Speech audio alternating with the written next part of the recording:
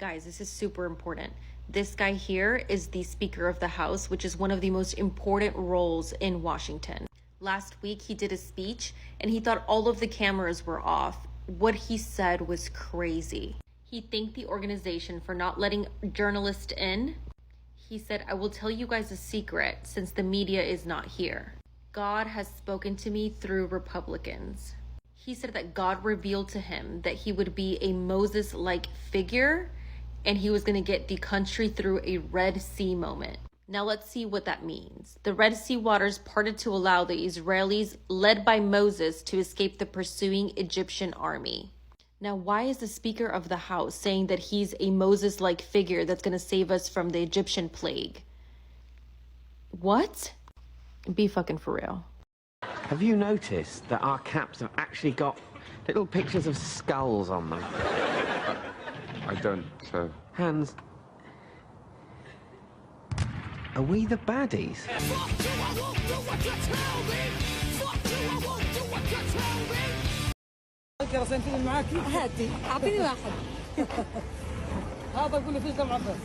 They still distribute their food despite everything. I mean, these are the kindest, the strongest people that I've ever met or heard about.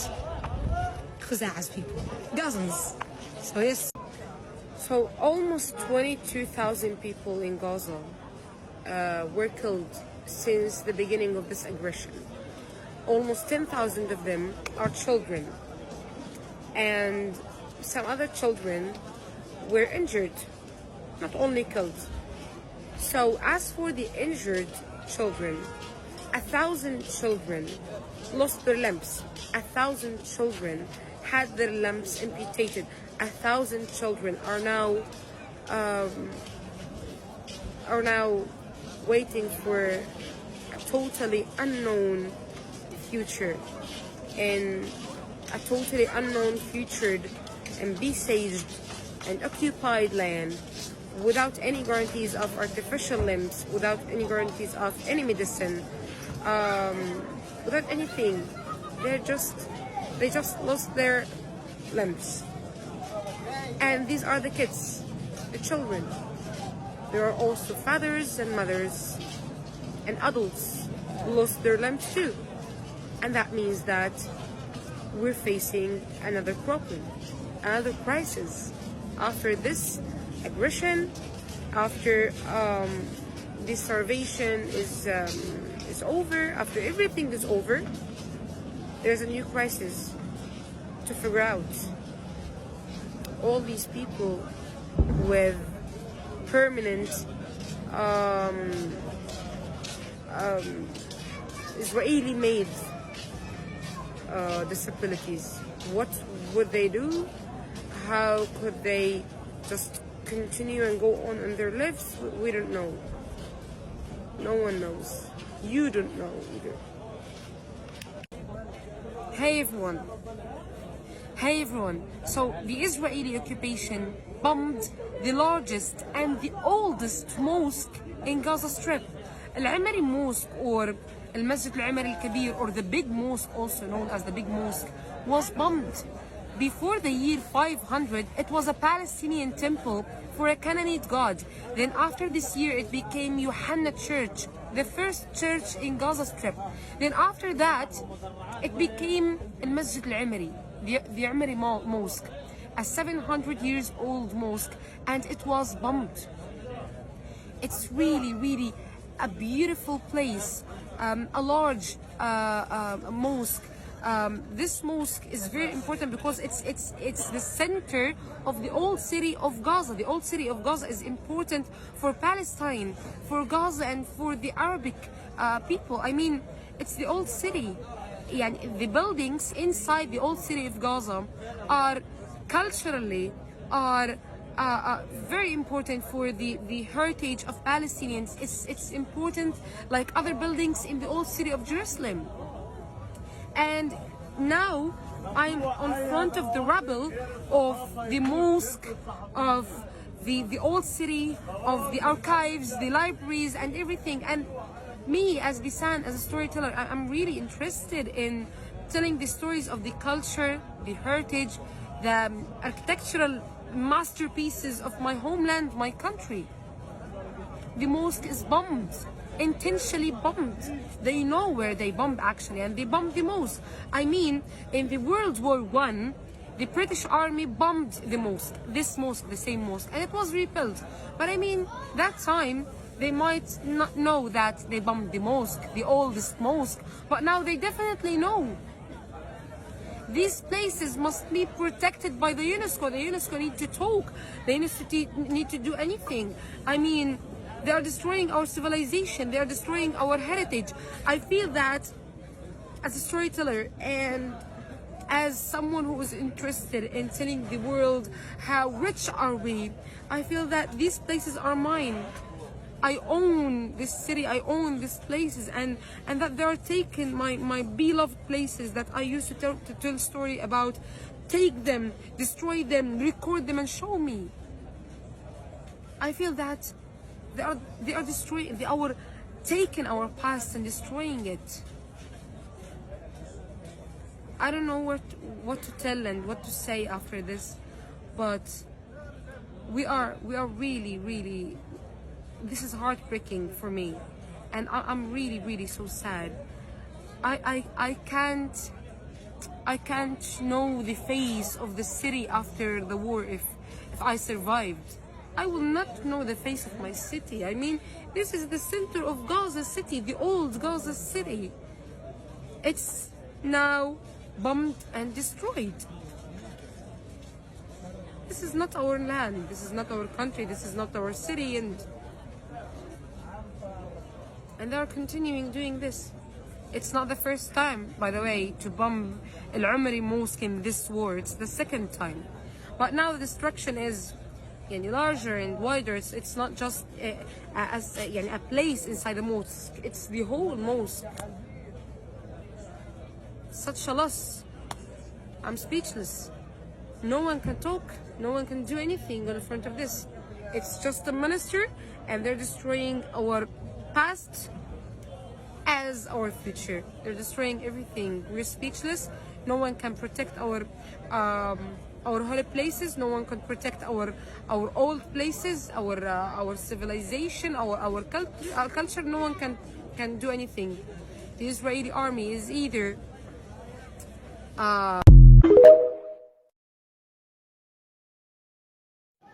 كما تشاهدون الآن، كما نرصد لكم حريق كبير يشب في أحد مراكز الإيواء، وهناك عدد من الإصابات بسبب هذا الاستهداف في صباح هذا اليوم. لا يعرف العدو صباحا ولا مساء، في كل وقت يتم استهداف النازحين، استهدافهم في بيوتهم وفي مراكز الإيواء وفي المستشفيات. كما تشاهدون ما زالت هذه النيران مشتعلة. أطلق العدو عدد كبير من القنابل الغاز والقنابل الحارقة في هذا المركز. يحاول المواطنين إخماد هذه النيران بكل الطرق وبجميع الوسائل كما تشاهدون. على العجل دير، ولا على العجل، ولا على العجل. كما تشاهدون حريق كامل في هذا المكان، يتم إطفاء هذا الحريق. الله أكبر.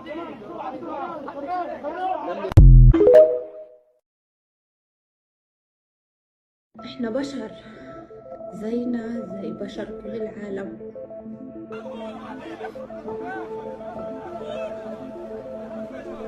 اليوم أحلامنا إنه لو استشهدنا نستشهد جسد واحد،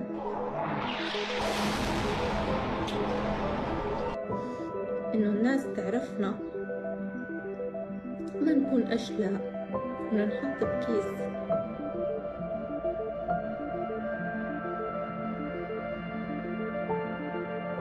معكم آيات من مكان مليان حياة، من مستشفى الحياة التخصصي. يمكن هذا الفيديو الأخير لإلي. اليوم الاحتلال ألقى قنابل فسفور على منطقة مشروع بيت لاهيا.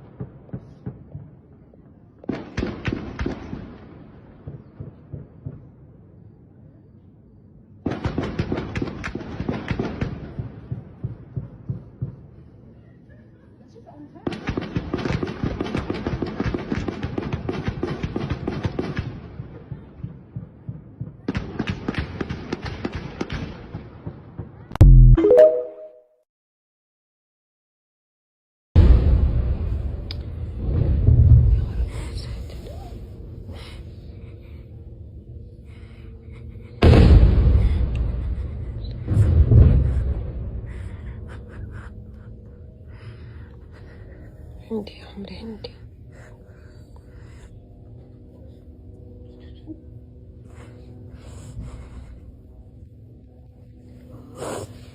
أنا خطريجي بخمن الصوت، ولما يطلع هذا الصوت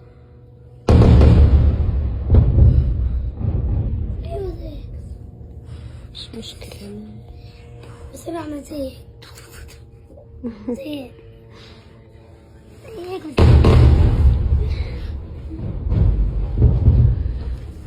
معلش. قولي يا رب، قولي يا رب يسلمني، قولي يا رب يسلمني زين.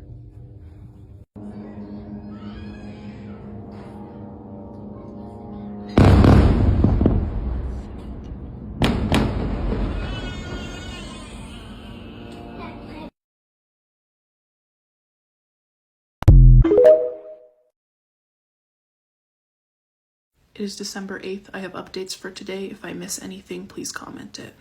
In the last 24 hours, the IOF have struck Gaza more than 450 times through air, sea, and land. From the General Director of the Ministry of Health in Gaza to Al Jazeera, in Gaza there are more than 46,000 injured, and only 388 of them have been able to leave through the Rafah crossing. The Rafah crossing must be opened and field hospitals introduced due to the large number of injured. The Palestinians are dying in Gaza and are not allowed to be treated abroad, which is a disgrace. We received more than 100 injuries due to the bombing with incendiary bombs on North Gaza. The Israeli occupation burned the power generators in Kamal Adwan Hospital in North Gaza. Hospitals in South Gaza Strip cannot handle the number of wounded transferred from the north. There is great difficulty in counting the number of martyrs. Displaced people in shelters are suffering from infectious diseases and epidemics. We suffer from waterborne diseases due to non-potable water. I'm sure by now that many of you have seen the photos of the dozens and dozens of Palestinian men that were taken from the UN schools, rounded up and stripped down and kidnapped by the IOF. This happened in northern Gaza yesterday. They were rounded up under heavy gunfire with snipers also positioned around the school. Those men were ordered to leave the school and they were blindfolded. They were stripped of their clothes and there were signs of beatings and torture, as we've seen in one of the videos and the pictures circulating. At least 100 Palestinian men sitting in their underwear on the street in Jabali before being kidnapped to an unknown location. Among the men were doctors, academics, journalists, and the elderly. At least 350 Palestinians have been martyred in the last 24 hours. And those 350 Palestinians were killed in their own homes. Those 450 strikes that I talked about earlier committed by Israel in the last 24 hours, those were on residential homes. Dozens have been killed and injured in an Israeli airstrike targeting a house near the Al-Alma hospital and the Palestinian Red Crescent's headquarters in Gaza's southern city of Khan Yunis. 5 minutes away from Nasser Hospital, people were queuing in line to get water, and the IOF attacked them. They were targeted by multiple tank shells. There were children in that line. Tariq Dahlan posted a video on Instagram showing the aftermath of Israeli attacks on a mosque and its surroundings in Khan Yunis on the southern Gaza Strip today. Major destruction following the targeting of the Abdul Karim al-Sher Mosque in Kizan, Abu Rashwan, south of the city of Khan Yunis. Here is part of the video showing the destruction. I highly recommend going to his Instagram and looking at what he's posted. Another mosque was also targeted. Many of the mosques are being targeted. They're either partially destroyed or completely destroyed. The Israeli military has bombed the oldest and biggest mosque, the Great Al-Mahdi Mosque in the Gaza Strip. The mosque was built between 5 AD and 7 AD. An Israeli raid on the Farah refugee camp killed 6 Palestinians, and the IOF prevented the ambulances from coming to help the wounded. And these are more raids that have been reported in several areas across the occupied West Bank. Ramallah, where Israeli soldiers fired sound grenades and tear gas. Al-Farah refugee camp south of Hebron, where 6 Palestinians were killed and many wounded. Villages of Kafir Kadam and Jinsafut east of Kalkalia. Occupied East Jerusalem, where Israeli forces have also arrested 2 Palestinian men, according to the Palestinian news agency Wafa. A group of armed Israeli settlers, along with Israeli soldiers, launched an attack in the village of Khalet al-Daba, injuring 3 Palestinians south of Hebron in the occupied West Bank. Dozens of armed settlers broke into the village and detained several residents. The soldiers destroyed the village's water network and kidnapped its chief. Palestinians continue to be prevented from worshipping at Al-Aqsa Mosque. Every week, young worshippers heading to Al-Aqsa Mosque are prevented from entering. They don't even manage to get close enough because Israeli forces every single Friday push them back with tear gas and water spray. They only allow those who are older to get past. Usually around 60,000 to 70,000 worshippers attend Friday prayer at Islam's third holiest site. Last week it was around 5,000. Israelis are saying they're doing this to prevent any tension because there's a war and under an emergency law, but Palestinians see it as another excuse to prevent movement and to stop them from being able to go about their daily lives. The other day, far-right Israeli groups received permission from the Israeli government to march on Al-Aqsa Mosque. They were allowed permission to march. People who are in full support of the genocide, the far-right groups in Israel, are allowed to march on Al-Aqsa Mosque. Various far-right Jewish groups announced in a joint statement that they would hold a provocative march Thursday evening, which coincides with the first day of Hanukkah, a Jewish festival that lasts 8 days. The statement said the march, which was greenlit by the Israeli police, would be organized with the aim of ending the administration of the Jerusalem Islamic Waqf and Masjid al-Aqsa, which is responsible for the administration of the Muslim holy site. They want to establish full Jewish sovereignty in Jerusalem and over Al-Aqsa Mosque as well. Continue keeping an eye on everything. Okay, we have to continue sharing information. There is no stopping until the liberation of Palestinian people. From the river to the sea, Palestine will be free.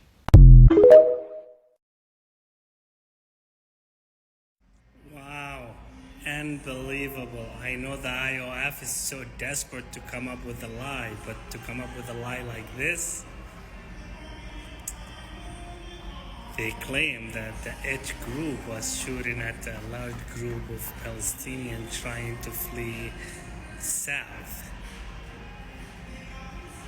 Mu'taz Azaiza reported this and documented this as the Israeli occupation forces were shooting at Palestinians because they don't want him.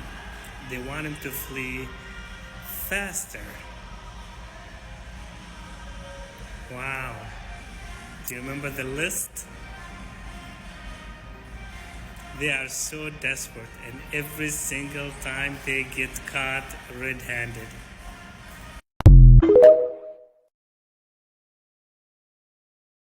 Hi guys, it is 2:17 p.m. in the UK on Friday the 8th of December, and here are the latest updates from Gaza.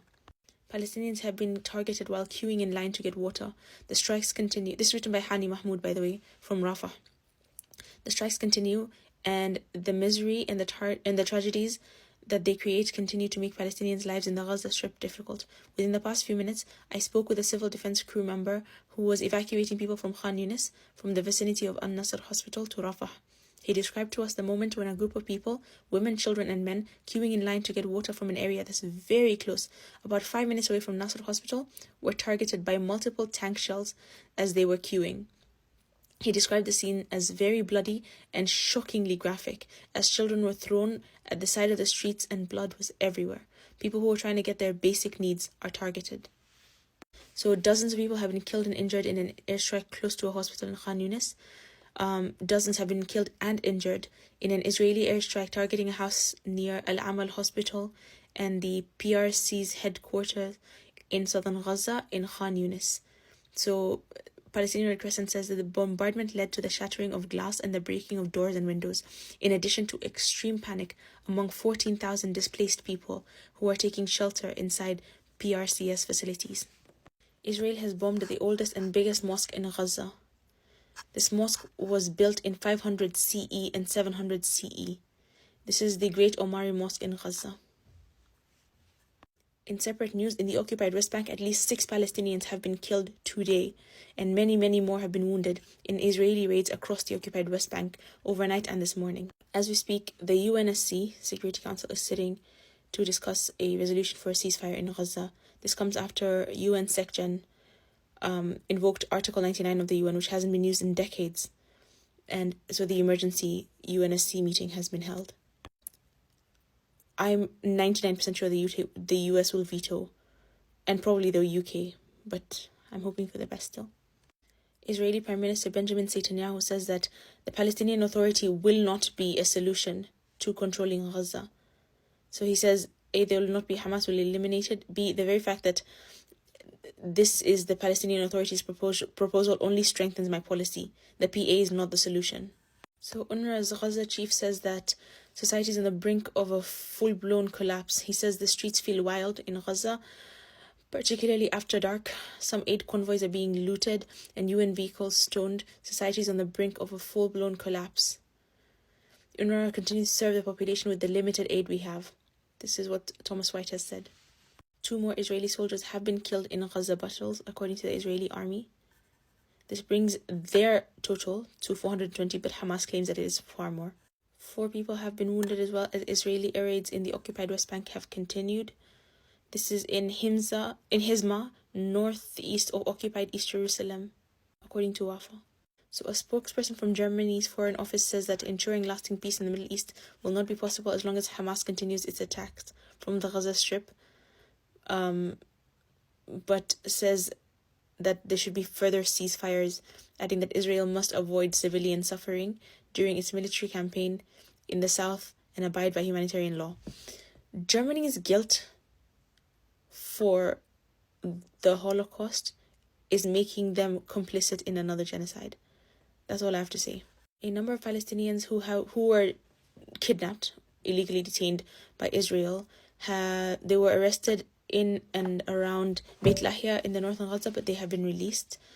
A number of them. Some of these men who have been interrogated by the Israeli army, also by Shin Bet, the Israeli intelligence service, and that would have happened either in Israel or a special facility that has been created in Gaza. One person was even identified as a student. One man was there with his 2 children, and another was described as a shopkeeper with no links whatsoever to Hamas. The Israeli army has started launching precise raids around Khan Yunis. So they said they have struck 450 targets in the Gaza Strip with attacks from the air, sea, and land over the past 24 hours, saying that they have killed a large number of Hamas fighters.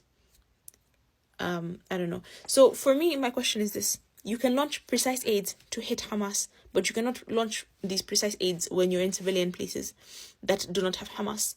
In refugee camps, let's launch the most destructive, the most damaging airstrikes. But no, when you find a flat of Hamas, just the flat. Surely that would mean that is genocidal intent, no? Palestinians have been denied the right to pray at Al-Aqsa Mosque. If non-Muslims don't understand, Al-Aqsa Mosque is one of the holiest sites for Muslims. One of the holiest sites. And Israel has been doing this in Ramadan during the holy month. They used to raid Al-Aqsa Mosque and bomb the areas around it, or throw in like tear gas and stuff like that during prayer time. This is what Israel does to places of worship. Israeli settlers have wounded 3 more people in a village attack near Hebron. A group of armed Israeli settlers, along with Israeli soldiers, launched an attack in the village of Khaled ad-Daba, injuring 3 Palestinians. Civilians in the occupied West Bank have witnessed an uptick in settler violence since October 7th. There has been major destruction as well following another Israeli airstrike in Khan Yunis. So this is what has been posted by Tariq Dahlan, verified by Al Jazeera. There's been major destruction following the targeting of Abdul Karim al-Shair Mosque in south of Khan Yunis. So this is another mosque that has been targeted by Israel. And there have been rockets targeted at southern Israel from Gaza. So 2 of the rockets were intercepted by the Iron Dome defense, while 2 landed outside the city. No casualties have been reported. Ambulances of the PRCS are being prevented from reaching those wounded in an Israeli air raid in the Farah refugee camp. At least 6 Palestinians have been killed during these raids. And these are all... This is where? This is not in Gaza. This is in the occupied West Bank. Also, I get most of my updates from Al Jazeera. Shouts out to Al Jazeera. You guys want actual updates from Gaza? Check out Al Jazeera. Do not watch these other news channels, Fox, Sky, BBC, CNN. Nah, Al Jazeera. This is the amount of people that have been murdered. The official number is 17,490, but because there's 7,780 people missing, the number is actually over 20,000 people murdered, but they don't count the people that are missing because they still have hope that they'll find some people.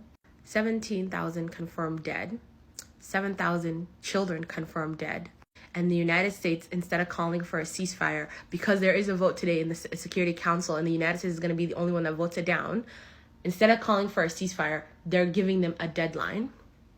They're giving them the rest of this year, so the rest of this month they're giving them, and then beginning of next year. So they're probably gonna stop them next year. If you're an American, if you live in America and you haven't said anything and you're still quiet, this is your fault too. You're complicit in your government's actions right now.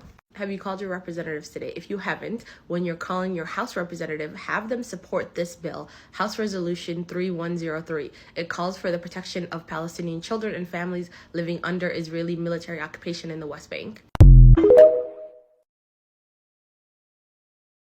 Today, the Biden administration rejected a resolution in the United Nations to call for a ceasefire. Out of the 15 members, the United States rejected it. The UK abstained. We do not support calls for an immediate ceasefire. This would only plant the seeds for the next war, because Hamas has no desire to see a durable peace, to see a two-state solution. But do you guys know that the United States of America does not recognize Palestine as an independent state, yet at the same time they support the two-state solution? This is the map of the world nations who recognize Palestine as an independent state. And who does not recognize it? Australia, Myanmar for obvious reasons, Eritrea and Cameroon for some reason, most of the European countries, Canada, Mexico, and the United States. And that's the reason Israel was enraged when Belgium threatened to recognize Palestine as an independent state. The mere recognition of the existence of a group of people is being used as a card, as a pressure. So how is Robert Wood, the United States ambassador to the United Nations, how would you have a two-state solution when you do not recognize one of the states as an independent state? And do you know what makes it clear that the Biden administration does not care about the Palestinians? While the Palestinian convoy were reading their words after the United States rejected the ceasefire resolution, Robert Wood was apathetically spotted scrolling through his phone. Prolongation of this war obviously implies the continued commission of atrocities, the loss of... Do you know what makes it even more hilarious? John Kirby yesterday on December 7th claiming that no nation on earth cares about the Palestinians more than the United States. Look, we certainly share the concerns that so many of others have concerned, including the Secretary General, about the humanitarian situation in Gaza. Name me one more nation, any other nation, that's doing as much as the United States to alleviate the pain and suffering of the people of Gaza. You can't. You just can't. The United States, through President Biden, is leading the effort to get trucks, food, water, medicine, and fuel into the people of Gaza. Then the next day, they vote no for the United Nations resolution for a ceasefire. Today is December 9th, Palestine time, and the death toll has reached 17,000 and almost 500 Palestinians, 7,870 of whom are children. So when you see white liberals screaming at Muslims for deciding not to vote for Joe Biden, share with them these photos. I'm gonna need y'all to be just as mad as I am, because the US just voted no for another resolution for a ceasefire again. Fuck you mean you voted no? I have no words because of how mad I am. The fuck you mean you voted no? Because it would benefit Hamas. You lying sacks of shit. You did not vote no for a ceasefire because it would benefit Hamas. You voted no for a ceasefire because no ceasefire would benefit you. Do y'all want to know what the Israeli ambassador said to Guterres for invoking Article 99? Let me fucking show you. He basically called it a double standard. He said, is the war in Ukraine not a threat to international peace and security? He said, do the millions of displaced Syrians and the children whose corpses were found foaming at the mouth in Douma not symbolize a threat to regional stability? He said, is watching thousands of Yemeni children die in war while tens of thousands starve not worthy enough to invoke Article 99? He said that the true path to ensure peace is only supporting Israel's mission, not a ceasefire. That's crazy, because all I hear is, those other countries got to do it, so why can't I? The United States government isn't fucking shit right now. Fuck this government, bro. You do not represent us. I have no words. No.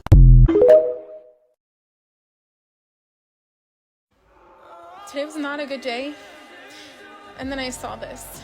Israel approves building of 1,700 houses in occupied Al-Quds, East. That's East Jerusalem. Tell me again how Israel is looking for peace, how Israel isn't trying to ethnically cleanse Palestinians from their land, how a two-state solution is possible, how occupation is working out for Palestinians. quote, "If it weren't for the war on Gaza, there would be a lot of noise. It's a highly problematic project for the continuity of a Palestinian state between the southern West Bank and East Jerusalem."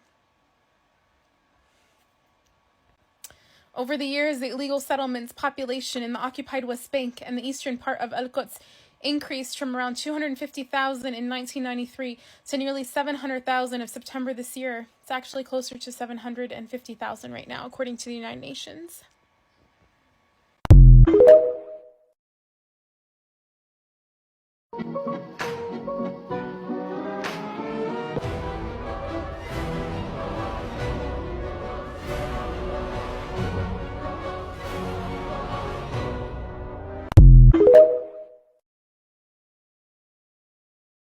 The United States of Israel vetoed the ceasefire resolution. Joe Biden's a bitch. The Biden administration is a bitch. The UK government, a bunch of pussies because they abstained. It's been over 2 months of witnessing a genocide, and they don't want a ceasefire. All you people that want to come and talk about vote blue no matter who, you yourself.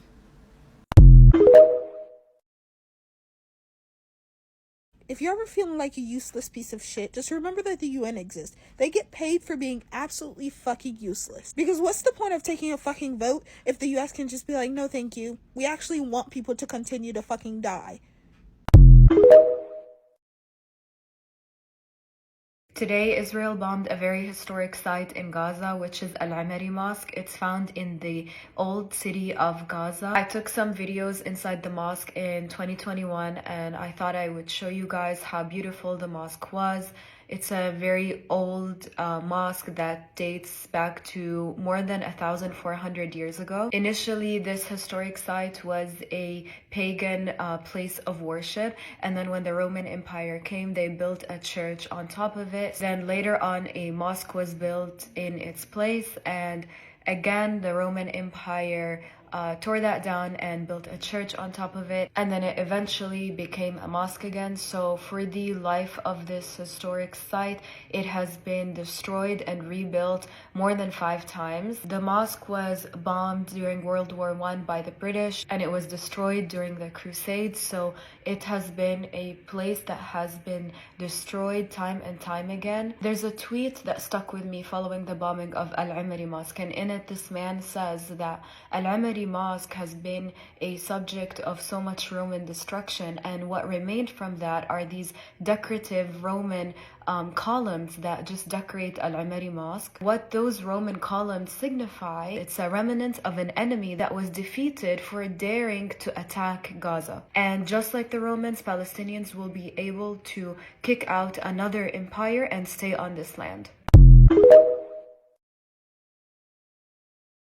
Watch this video. It's Biden at a 1992 AIPAC convention.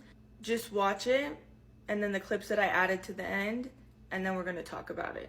When someone shows you who they are, believe them. We in this country, we in this government, stop the rhetoric and tell the American people straight out.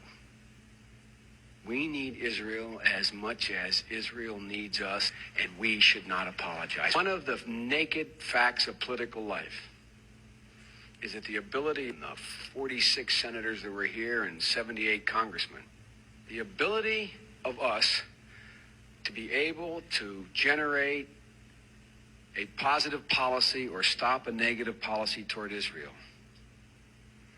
unfairly, but nonetheless, the ability to do it is in direct proportion to the solidarity and vocalness and support of the American Jewish community. So, folks, I know you've already contributed, but I want to tell you, you should contribute again before you leave to AIPAC. It is the single most informed organization in the Congress that lobbies the Congress to change this absurd policy that's resulting in foreign policy atrocities. We're going to talk about that If policy. I were a Jew, I would be a Zionist. When I was a young senator, I say, if I were a Jew, I'd be a Zionist. I am a Zionist. My father pointed out to me, I did not need to be a Jew to be a Zionist. For I am. And I say again, you need not be a Jew to be a Zionist. At the time, but it's true.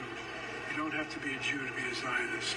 Zionism is settler colonialism, by their own words, okay, when they were founded. So back on track to what Joe was so fired up about as horrible policies being passed. Let's talk about what they were. So at the time, that's when they were working on the main loan package for Israel. But Bush was trying to ensure that the funds would not be used for West Bank settlements, causing tension with Israel, obviously, because they couldn't carry out their plan. He also tried to bring Israelis together with other nations to begin a Middle East peace process in Madrid, which included Palestinians. So this part is what Biden was so pissed off about, to put conditions on the $1 billion of loans we were giving Israel over the next 5 years to try to slow occupation of the West Bank and bring them to the table for a peace agreement. Awful of him, right? And then Biden co-sponsored a bill to try to force Bush to make the guarantees unconditional. During his 1992 speech at the AIPAC policy conference, which is the clip I showed you, Biden expressed opposition to U.S. moves to put pressure on Israel to seek an agreement with its neighbors. He says, there's a feeling abroad in this administration, among some in Congress, that somehow we owe an obligation to our Arab brethren to have Israel, quote, be reasonable, Biden said, dismissing the absurd notion that publicly vilifying Israel will somehow change its policy. No peace, no regulations. This is going to sound like it was written 5 days ago, but it was written in 1992 when all this was happening. So the loan that we were guaranteeing them, 80% of Americans at the time were opposed to it. Sounds super familiar, right? I mean, he has a habit of ignoring the American people. Last year, we approved the largest funding package for Israel in history. Pause this and read how much we gave them and for what. And be reminded that Israel has free healthcare, free schools, free subsidized housing, while we can barely afford rent and groceries. So around that same time frame, Biden was also promoting moving the U.S. Embassy in Israel to Jerusalem, which is so problematic. A move that finally took place with his help from his buddy, with the help of the Trump administration. In 1995, Biden helped pass a Senate resolution demanding that the embassy be moved, despite objections that it would harm ongoing Israeli-Palestinian peace talks. Despite being told that he would be making things worse, Jerusalem is the linchpin to an Israeli-Palestinian peace settlement. Trump's recognition of the city as Israel's capital is a huge victory for Israelis, but it essentially takes a Palestinian state off the table. Are the dots connecting for you yet? So this is the icing on the cake I'll leave you with. Aside from the fact that we all know he is the biggest receiver of AIPAC funding, this was in 2020, but it's what he actually carried out. Biden's Jewish leadership, his cabinet, he made a historically Jewish-packed cabinet. The most Jewish people in a cabinet in history. Were I a Jew, I would be a Zionist. And my father pointed out to me, I did not need to be a Jew to be a Zionist. For I am.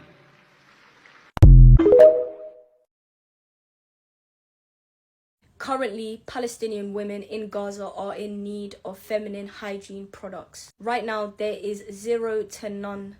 And I'm noticing everyone on Instagram or TikTok are trying to find ways to help with that situation. There's an organization called Mother Being. They are, I believe, based in Egypt. They have sent feminine hygiene products to Gaza before. And right now, I believe it's the time to spam their accounts, to spam their TikTok. Their TikTok is Mother Being. Their Instagram is This Is Mother Being. So please, guys, if you could really spam them, let them know that we have a bit of money to send to them. If they can get feminine hygiene products with our money, send it over. Yeah, that would be absolutely amazing. And please repost this so everyone can see this, because right now this is what they need more than ever. As a woman myself, I could only imagine what they're going through, aside from the entire genocide. Please just do me that one favor. another despicable tactic by the IDF. As they're going through Palestinians' homes and rummaging through their stuff, they're pointing out or maybe even placing personal garments, lingerie and stuff. And they're cursing them, using derogatory words to describe them. Unacceptable to call any woman like that, but that's what they're doing. To show the world that, hey, they're not as innocent as they may seem. Look how impure they are. While at the same time, we're getting media coverage about how all of a sudden this violence towards women that happened October 7th is now being shared. It's not a coincidence that these two are coming up at the same time. They want to paint one group of women as pure and innocent and the other as impure and not so innocent. So if something happens to them, you don't feel as bad. And while the others, you want to show support for or whatever. You just watch the video, you'll see exactly what I'm talking about. אני תמיד אמרתי, הערביות הכי שרמוטות שיש. יאללה, שחקים לי פה אותה. כל הג'לביות. וכפיות, ואללה ודוניה. ובסוף, חוטיני מנומר. וסטים של שרמוטות.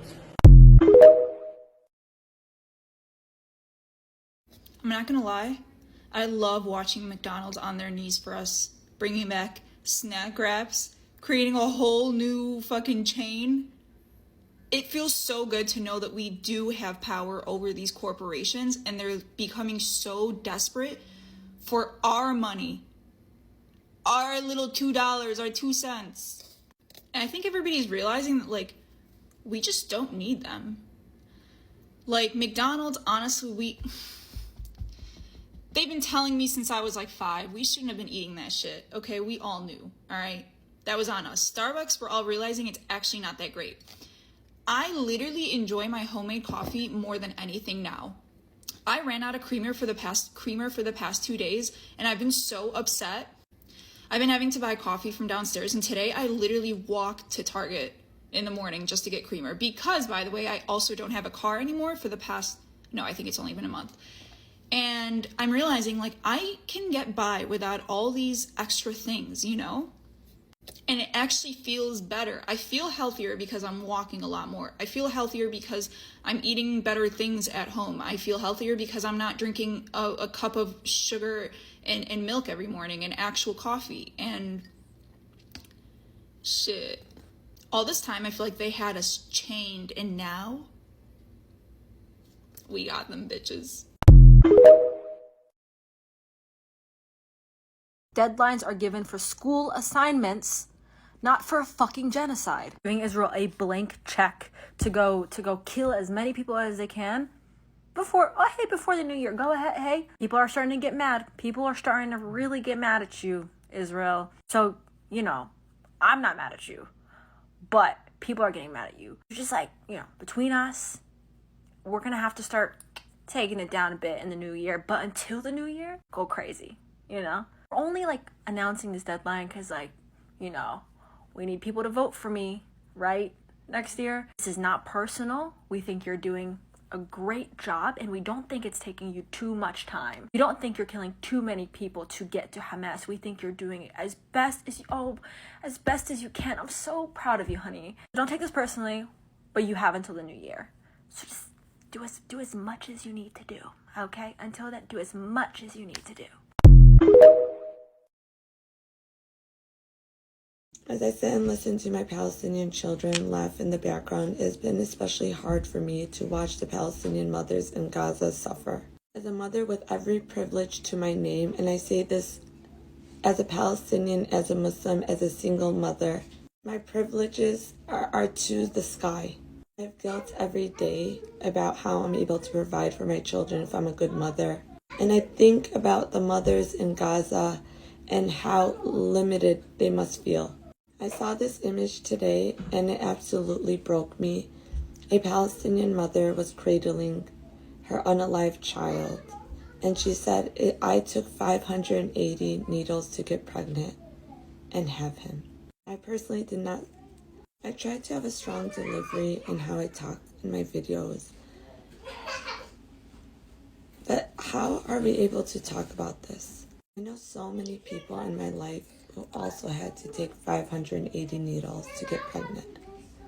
And to have that beautiful child, that miracle, that gift from God taken away from you is a pain that I will never understand because it should have never happened.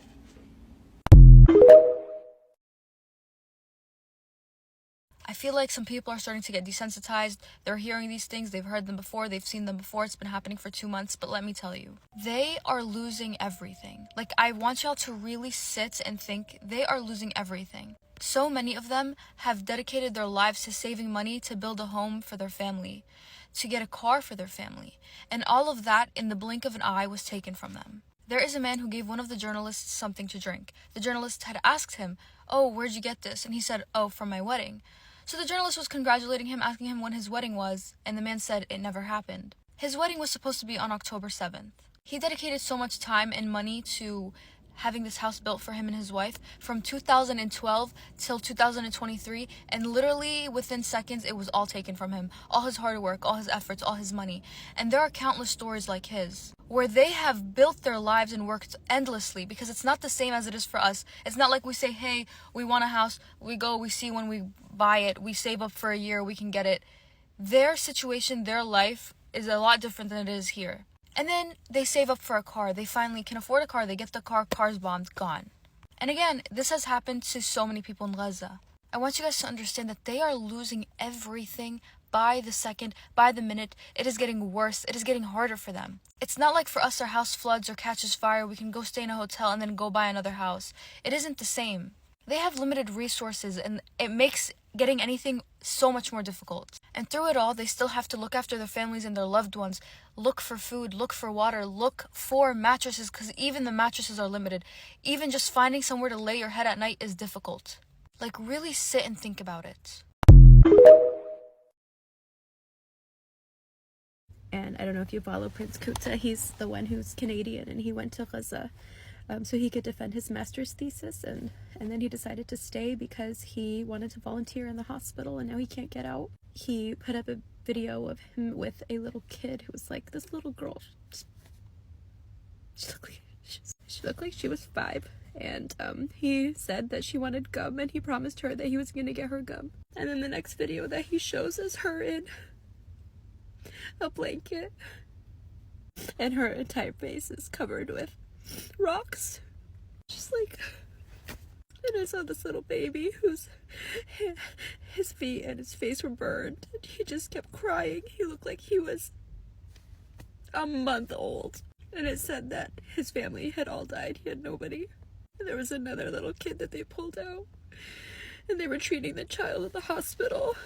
They said that the child was the only remaining one from their whole family. And then the men that they took, some of them have been identified as being as little as 12 years old, the ones that they stripped.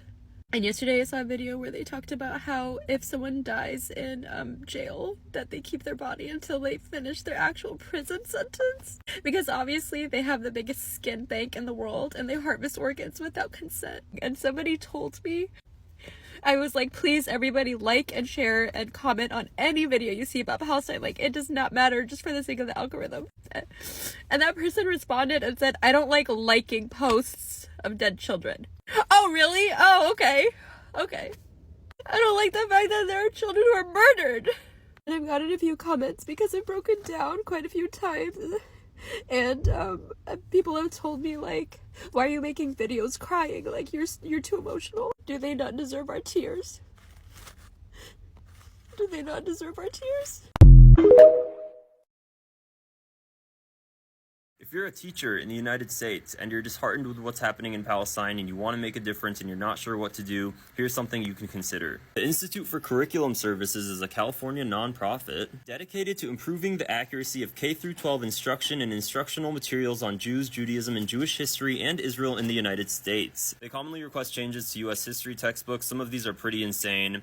Eliminate terms such as settlers, occupation, land theft, and wall, or replace them with more neutral terms, emphasizing Arabs' military action but not Israelis. Eliminate or replace historical artwork created for predominantly Christian audiences. Delete all references of Palestinian territories. Here's changes they made in a Pearson World History textbook. It was initially Conflicts in the Middle East, Israel and Palestine. Change the title to Modern Israel was established in 1948 under the United Nations Partition Plan. Any reference to Palestinian state is crossed out. Instead of stating Israel's invasion of Lebanon, they changed it to Obstacles to Peace. One of the most insane changes they pushed for is adding a political cartoon with a Palestinian wearing a special belt. What you're seeing is a non-profit in the United States actively erasing the Palestinian narrative in history books. How can you expect these kids to grow up and be supportive of Palestinians when they see a cartoon wearing a belt like that? I'm not in education, I'm working on my own projects to help the cause, but if you are in education, I would highly consider creating a counter to this. Especially for Arab American teachers, it's time to take the step up and be very proactive about things like this. I promise you this much, if you don't, they are. But look, it's important to remember that Israel is a democracy, and as opposed to the other side, our Israeli partners here value the lives of Palestinians. We're fighting human animals and we're acting accordingly. He's talking about just the bad guys, of course. It's an entire nation out there that's responsible. It's not true, this rhetoric about civilians not being aware. He's joking. They have a quirky sense of humor over there. Right now, one goal, Nakba. A Nakba that will overshadow the Nakba of 48. Now, I'm sure we're losing a bit of nuance in translation here. There is only one solution: to completely destroy Gaza. I mean, a level of destruction like what happened in Dresden and Hiroshima. But that's a figure of speech. You must remember what Amalek has done to you, says our Holy Bible. And we do remember. Don't look up what that means. Nakba, expel them all. You know what? Let's cut here. The children of Gaza have brought this upon themselves. Cut. Thank you so much. I'm afraid we're out of time. Bye-bye.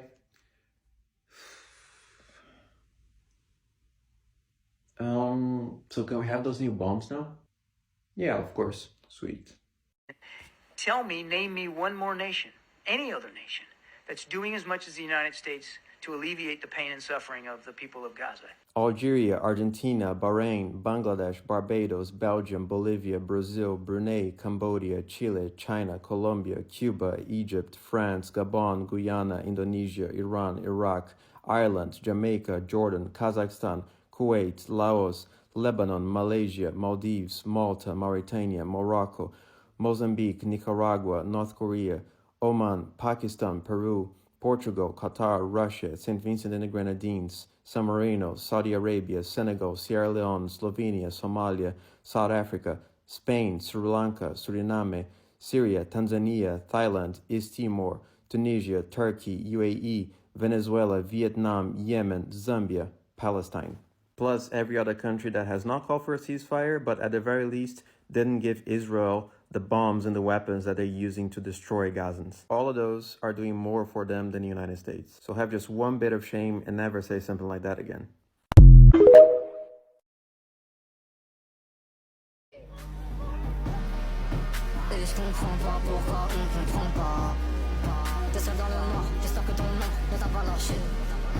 Et ils croient savoir pourquoi on en bat. Serai pas le premier, ni le dernier.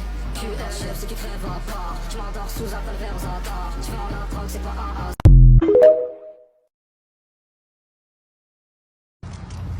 First Nations, Turtle Island, Hunk Papa Lakota.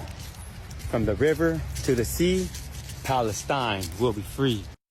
I am Lahukat of the Pokomam and the Quiche Nations, and I stand with Palestine. From the river to the sea, Palestine will be free. I am indigenous to Mexico. I am Purepecha, Wirikuta, and Chichimeca, and I am mixed with Irish and Spanish. And I say Palestine will be free from the river to the sea. We're Colombian and we stand with Palestine. From the river to the sea, Palestine will be free. Filipina and I stand with Palestine. From the river to the sea, Palestine will be free. I'm Chicana with distant roots in England and Denmark. I stand with Palestine. From the river to the sea, Palestine will be free. I'm Pan-African, and I stand in solidarity with Palestine. From the river to the sea, Palestine will be free. I'm Chicana and I stand with Palestine. From the river to the sea, Palestine will be free. I am Purepecha and I stand with Palestine from the river to the sea.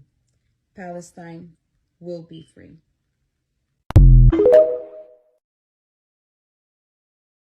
يا عالم أرضي محروقة أرضي حرية مسروقة سمانا عم تحلم عم تسأل الأيام وين الشمس الحلوة ورفوف الحمام يا عالم أرضي محروقة أرضي حرية مسروقة أرض صغيرة مثل صغيري ردونا السلام وعطونا الطفولة عطونا الطفولة عطونا الطفولة عطونا الطفولة عطونا السلام قلبي اطمئن فكلنا كالغيث للغيث ما زالت الدنيا بخير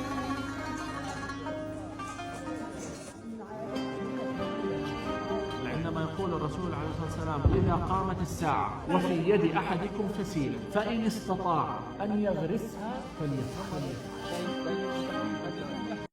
ولآخر لحظة اصنع معروفا واغرس فكرا لا تيأس فالخير بنا فطرا الله استعمرنا والأرض غدا تشهد فحصاد اليوم غراس الأمس وغرس اليوم غدا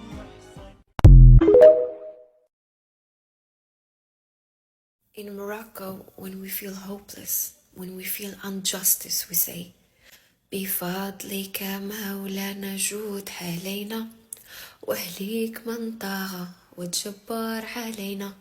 And I think that's beautiful.